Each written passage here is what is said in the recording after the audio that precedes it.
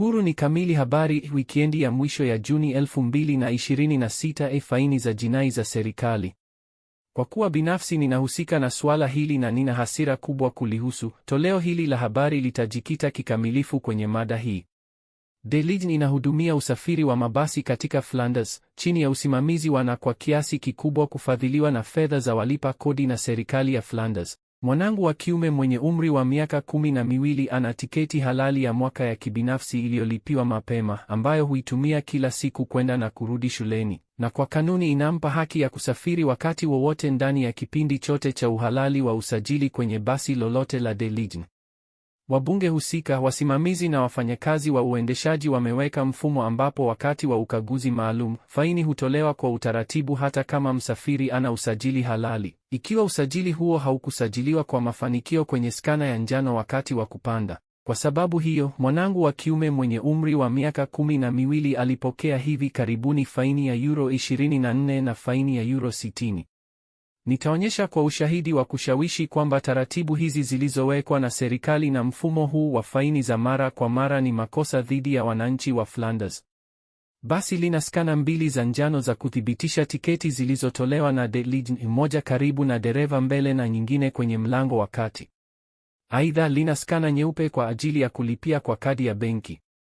Mtu anayesafiri bila tiketi anaweza mara nyingi kupanda bila kuchanganua tiketi na bila dereva kuomba uthibitisho wa usafiri. Mtu kama huyo hupanda kupitia mlango wa kati au hata kupitia mlango wa mbele na hupita karibu na dereva ambaye mara chache sana huomba tiketi. Nitatoa ushahidi wa kina kuhusu hili katika matoleo yajayo ya habari. Iwapo kwa nadra dereva atauliza, msafiri bila tiketi anaweza kujibu kwa urahisi, nitalipa baadaye kwa kadi yangu ya benki.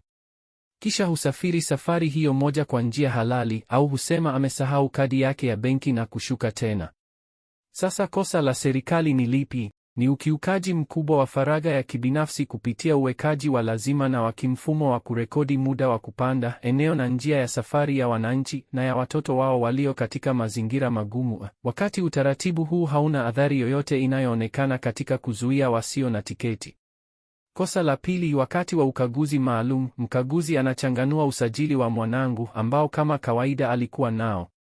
Kompyuta kibao ya mkaguzi inaweza kuthibitisha mara moja kuwa ni tiketi halali, ambayo kimsingi inaweza kutumika kwenye basi lolote na wakati wowote, na ambayo imelipiwa kikamilifu mapema. Hata hivyo, kwa sababu tu tiketi haikusajiliwa kwa mafanikio wakati wa kupanda, faini hutolewa kwa utaratibu, licha ya ukweli kwamba msafiri ana tiketi halali.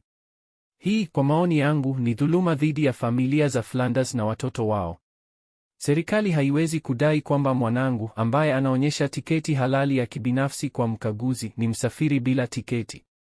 Hata hivyo, ndivyo inavyotokea katika vitendo. Paka Small.